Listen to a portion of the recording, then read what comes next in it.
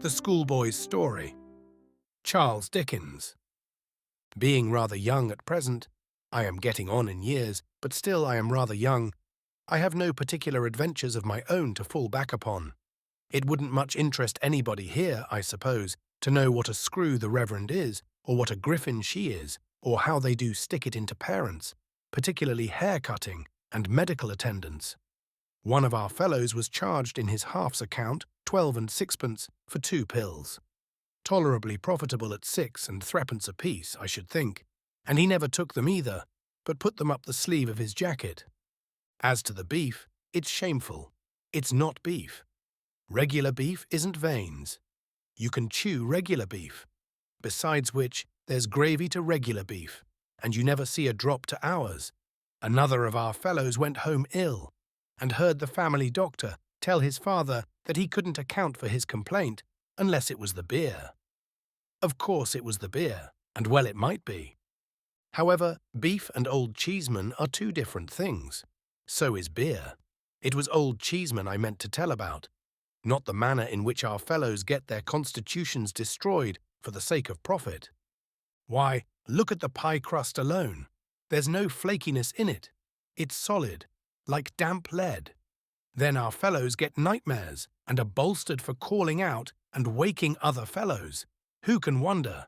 Old Cheeseman one night walked in his sleep, put his hat on over his nightcap, got hold of a fishing rod and a cricket bat, and went down into the parlour, where they naturally thought from his appearance he was a ghost. Why, he never would have done that if his meals had been wholesome. When we all begin to walk in our sleeps, I suppose they'll be sorry for it. Old Cheeseman wasn't second Latin master then. He was a fellow himself. He was first brought there, very small, in a post-chaise, by a woman who was always taking snuff and shaking him, and that was the most he remembered about it. He never went home for the holidays. His accounts, he never learnt any extras, were sent to a bank, and the bank paid them, and he had a brown suit twice a year, and went into boots at 12. They were always too big for him, too. In the midsummer holidays, some of our fellows who lived within walking distance used to come back and climb the trees outside the playground wall, on purpose to look at Old Cheeseman, reading there by himself. He was always as mild as the tea, and that's pretty mild, I should hope. So when they whistled to him, he looked up and nodded, and when they said, "Hello, Old Cheeseman, what have you had for dinner?" he said, "Boiled mutton." And when they said, "An't it solitary, Old Cheeseman?" he said, "It is a little dull sometimes." And then they said, "Well, goodbye, Old Cheeseman," and climbed down again. Of course, it was imposing on Old Cheeseman to give him nothing but boiled mutton through a whole vacation. But that was just like the system. When they didn't give him boiled mutton, they gave him rice pudding, pretending it was a treat, and saved the butcher. So Old Cheeseman went on. The holidays brought him into other trouble besides the loneliness, because when the fellows began to come back, not wanting to, he was always glad to see them, which was aggravating when they were not at all glad to see him, and so he got his head knocked against walls, and that was the way his nose bled. But he was a favourite in general. Once a subscription was raised for him, and, to keep up his spirits, he was presented before the holidays with 2 white mice, a rabbit, a pigeon, and a beautiful puppy. Old Cheeseman cried about it, especially soon afterwards, when they all ate one another. Of course, Old Cheeseman used to be called by the names of all sorts of cheeses, Double Gloucesterman, Family Cheshireman, Dutchman, North Wiltshireman, and all that. But he never minded it, and I don't mean to say he was old in point of years, because he wasn't, only he was called from the first Old Cheeseman. At last, Old Cheeseman was made second Latin master. He was brought in one morning at the beginning of a new half, and presented to the school in that capacity as Mr. Cheeseman. Then our fellows all agreed that Old Cheeseman was a spy and a deserter who had gone over to the enemy's camp and sold himself for gold. It was no excuse for him that he had sold himself for very little gold, £2.10 a quarter, and his washing, as was reported. It was decided by a parliament which sat about it that Old Cheeseman's mercenary motives could alone be taken into account, and that he had coined our blood for drachmas. The Parliament took the expression out of the quarrel scene between Brutus and Cassius. When it was settled in this strong way that old Cheeseman was a tremendous traitor who had wormed himself into our fellows' secrets on purpose to get himself into favour by giving up everything he knew, all courageous fellows were invited to come forward and enroll themselves in a society for making a set against him. The president of the society was first boy, named Bob Tarter. His father was in the West Indies, and he owned himself that his father was worth millions. He had great power among our fellows, and he wrote a parody beginning, "Who made believe to be so meek, that we could hardly hear him speak, yet turned out an informing sneak, old Cheeseman," and on in that way through more than a dozen verses, which he used to go and sing every morning, close by the new master's desk. He trained one of the low boys, too, a rosy-cheeked little brass, who didn't care what he did, to go up to him with his Latin grammar one morning, and say it so, nominativus pronominum, old Cheeseman, raro exprimitur, was never suspected, nisi distinctionis, of being an informer, out emphasis gratia, until he proved one. Ut, for instance, vos damnastis, when he sold the boys. Quasi, as though dicat, he should say, praeterea nemo, I'm a Judas. All this produced a great effect on old Cheeseman. He had never had much hair, but what he had began to get thinner and thinner every day. He grew paler and more worn, and sometimes of an evening he was seen sitting at his desk with a precious long snuff to his candle, and his hands before his face, crying. But no member of the society could pity him, even if he felt inclined, because the president said it was old Cheeseman's conscience. So old Cheeseman went on, and didn't he lead a miserable life? Of course the Reverend turned up his nose at him, and of course she did, because both of them always do that at all the masters. But he suffered from the fellows most, and he suffered from them constantly. He never told about it, that the society could find out. But he got no credit for that, because the president said it was old Cheeseman's cowardice. He had only one friend in the world, and that one was almost as powerless as he was, for it was only Jane. Jane was a sort of wardrobe woman to our fellows, and took care of the boxes. She had come at first, I believe, as a kind of apprentice. Some of our fellows say from a charity, but I don't know, and after her time was out, had stopped at so much a year. So little a year, perhaps I ought to say, for it is far more likely. However, she had put some pounds in the savings bank, and she was a very nice young woman. She was not quite pretty, but she had a very frank, honest, bright face, and all our fellows were fond of her. She was uncommonly neat and cheerful, and uncommonly comfortable and kind. And if anything was the matter with a fellow's mother, he always went and showed the letter to Jane. Jane was old Cheeseman's friend. The more the society went against him, the more Jane stood by him. She used to give him a good-humoured look out of her still-room window, sometimes, that seemed to set him up for the day. She used to pass out of the orchard and the kitchen garden, always kept locked, I believe you, through the playground, when she might have gone the other way, only to give a turn of her head, as much as to say, keep up your spirits, to old Cheeseman. His slip of a room was so fresh and orderly that it was well known who looked after it while he was at his desk, and when our fellows saw a smoking hot dumpling on his plate at dinner, they knew with indignation who had sent it up. Under these circumstances, the society resolved, after a quantity of meeting and debating, that Jane should be requested to cut old Cheeseman dead, and that if she refused, she must be sent to Coventry herself. So a deputation, headed by the president, was appointed to wait on Jane, and inform her of the vote the society had been under the painful necessity of passing. She was very much respected for all her good qualities, and there was a story about her having once waylaid the Reverend in his own study, and got a fellow off from severe punishment, of her own kind, comfortable heart. So the deputation didn't much like the job.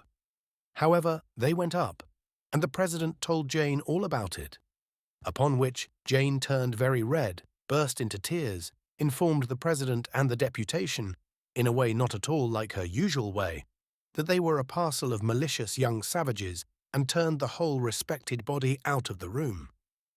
Consequently, it was entered in the Society's book, kept in astronomical cipher for fear of detection, that all communication with Jane was interdicted, and the President addressed the members on this convincing instance of Old Cheeseman's undermining. But Jane was as true to Old Cheeseman as Old Cheeseman was false to our fellows, in their opinion at all events, and steadily continued to be his only friend. It was a great exasperation to the Society, because Jane was as much a loss to them as she was a gain to him, and being more inveterate against him than ever, they treated him worse than ever. At last, one morning, his desk stood empty, his room was peeped into and found to be vacant, and a whisper went about among the pale faces of our fellows that Old Cheeseman, unable to bear it any longer, had got up early and drowned himself. The mysterious looks of the other masters after breakfast, and the evident fact that Old Cheeseman was not expected, confirmed the Society in this opinion. Some began to discuss whether the President was liable to hanging or only transportation for life, and the President's face showed a great anxiety to know which. However, he said that a jury of his country should find him game, and that in his address he should put it to them to lay their hands upon their hearts and say whether they as Britons approved of informers, and how they thought they would like it themselves. Some of the Society considered that he had better run away until he found a forest where he might change clothes with a woodcutter and stain his face with blackberries, but the majority believed that if he stood his ground, his father, belonging as he did to the West Indies and being worth millions, could buy him off. All our fellows' hearts beat fast when the Reverend came in, and made a sort of a Roman or a field marshal of himself with the ruler, as he always did before delivering an address. But their fears were nothing to their astonishment when he came out with the story that Old Cheeseman, so long our respected friend and fellow pilgrim in the pleasant plains of knowledge, he called him, oh yes, I dare say, much of that, was the orphan child of a disinherited young lady who had married against her father's wish, and whose young husband had died, and who had died of sorrow herself, and whose unfortunate baby, Old Cheeseman, had been brought up at the cost of a grandfather who would never consent to see it, baby, boy, or man, which grandfather was now dead, and serve him right, that's my putting in, and which grandfather's large property, there being no will, was now, and all of a sudden and forever, Old Cheeseman's. Our so long respected friend and fellow pilgrim in the pleasant plains of knowledge, the Reverend wound up a lot of bothering quotations by saying would come among us once more that day fortnight, when he desired to take leave of us himself in a more particular manner. With these words he stared severely round at our fellows and went solemnly out. There was precious consternation among the members of the Society now. Lots of them wanted to resign, and lots more began to try to make out that they had never belonged to it. However, the President stuck up and said that they must stand or fall together, and that if a breach was made, it should be over his body, which was meant to encourage the Society. But it didn't. The President further said he would consider the position in which they stood and would give them his best opinion and advice in a few days. This was eagerly looked for, as he knew a good deal of the world on account of his father's being in the West Indies. After days and days of hard thinking and drawing armies all over his slate, the President called our fellows together and made the matter clear. He said it was plain that when Old Cheeseman came on the appointed day, his first revenge would be to impeach the Society and have it flogged all round, after witnessing with joy the torture of his enemies and gloating over the cries which agony would extort from them.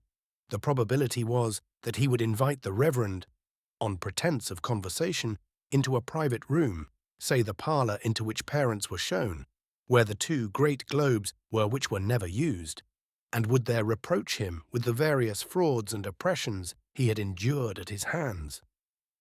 At the close of his observations, he would make a signal to a prize-fighter concealed in the passage, who would then appear and pitch into the Reverend till he was left insensible. Old Cheeseman would then make Jane a present of from £5 to £10, and would leave the establishment in fiendish triumph.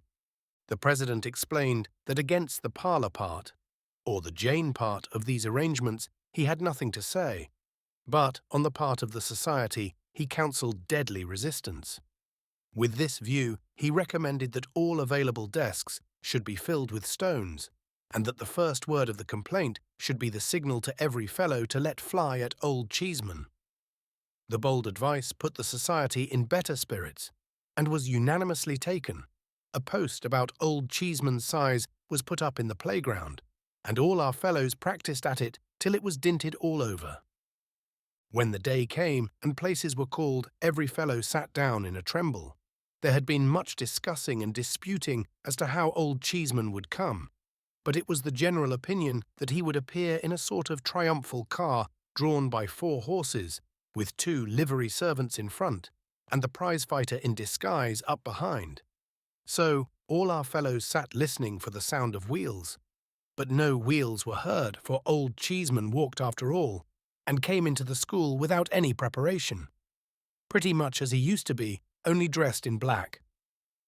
"Gentlemen," said the Reverend, presenting him, "our so long respected friend and fellow pilgrim in the pleasant plains of knowledge, is desirous to offer a word or two. Attention, gentlemen, one and all." Every fellow stole his hand into his desk and looked at the president. The president was all ready, and taking aim at Old Cheeseman with his eyes. What did Old Cheeseman then but walk up to his old desk, look round him with a queer smile as if there was a tear in his eye, and begin in a quavering, mild voice, "My dear companions and old friends." Every fellow's hand came out of his desk, and the president suddenly began to cry. "My dear companions and old friends," said Old Cheeseman, "you have heard of my good fortune. I have passed so many years under this roof, my entire life so far, I may say, that I hope you have been glad to hear of it for my sake. I could never enjoy it without exchanging congratulations with you. If we have ever misunderstood one another at all, pray, my dear boys, let us forgive and forget. I have a great tenderness for you, and I am sure you return it. I want in the fullness of a grateful heart to shake hands with you every one. I have come back to do it, if you please, my dear boys." Since the president had begun to cry, several other fellows had broken out here and there. But now, when Old Cheeseman began with him as first boy, laid his left hand affectionately on his shoulder and gave him his right, and when the president said, "Indeed, I don't deserve it, sir. Upon my honor, I don't," there was sobbing and crying all over the school. Every other fellow said he didn't deserve it, much in the same way. But Old Cheeseman, not minding that a bit, went cheerfully round to every boy and wound up with every master, finishing off the Reverend last. Then a snivelling little chap in a corner, who was always under some punishment or other, set up a shrill cry of "Success to Old Cheeseman! Hooray!" The Reverend glared upon him and said, "Mr. Cheeseman, sir." But Old Cheeseman, protesting that he liked his old name a great deal better than his new one, all our fellows took up the cry, and for I don't know how many minutes, there was such a thundering of feet and hands, and such a roaring of Old Cheeseman, as never was heard. After that, there was a spread in the dining-room of the most magnificent kind. Fowls, tongues, preserves, fruits, confectionaries, jellies, neguses, barley-sugar temples, trifles, crackers. Eat all you can and pocket what you like, all at Old Cheeseman's expense. After that, speeches, whole holiday, double and treble sets of all manners of things for all manners of games, donkeys, pony chaises, and drive yourself. Dinner for all the masters at the 7 Bells. £20 a head our fellows estimated it at. An annual holiday and feast fixed for the day every year, and another on Old Cheeseman's birthday. Reverend bound down before the fellows to allow it, so that he could never back out. All at Old Cheeseman's expense. And didn't our fellows go down in a body and cheer outside the 7 Bells? Oh no, but there's something else besides. Don't look at the next storyteller, for there's more yet. Next day, it was resolved that the society should make it up with Jane, and then be dissolved. What do you think of Jane being gone, though? What? Gone forever? Said our fellows, with long faces. Yes, to be sure, was all the answer they could get. None of the people about the house would say anything more. At length, the first boy took upon himself to ask the Reverend whether our old friend Jane was really gone. The Reverend, he has got a daughter at home, turn-up nose and red, replied severely, "Yes, sir, Miss Pitt is gone." The idea of calling Jane Miss Pitt! Some said she had been sent away in disgrace for taking money from Old Cheeseman. Others said she had gone into Old Cheeseman's service at a rise of £10 a year. All that our fellows knew was she was gone. It was 2 or 3 months afterwards, when one afternoon an open carriage stopped at the cricket field just outside bounds, with a lady and gentleman in it, who looked at the game a long time and stood up to see it played. Nobody thought much about them until the same little snivelling chap came in, against all rules, from the post where he was scout, and said, "It's Jane." Both 11s forgot the game directly and ran crowding round the carriage. It was Jane, in such a bonnet, and if you'll believe me, Jane was married to Old Cheeseman. It soon became quite a regular thing, when our fellows were hard at it in the playground, to see a carriage at the low part of the wall where it joins the high part, and a lady and gentleman standing up in it, looking over. The gentleman was always Old Cheeseman, and the lady was always Jane. The first time I ever saw them, I saw them in that way. There had been a good many changes among our fellows then, and it had turned out that Bob Tarter's father wasn't worth millions. He wasn't worth anything. Bob had gone for a soldier, and Old Cheeseman had purchased his discharge. But that's not the carriage. The carriage stopped, and all our fellows stopped as soon as it was seen. "So you have never sent me to Coventry after all," said the lady, laughing. As our fellows swarmed up the wall to shake hands with her, "Are you never going to do it?" "Never, never, never," on all sides. I didn't understand what she meant then, but of course I do now.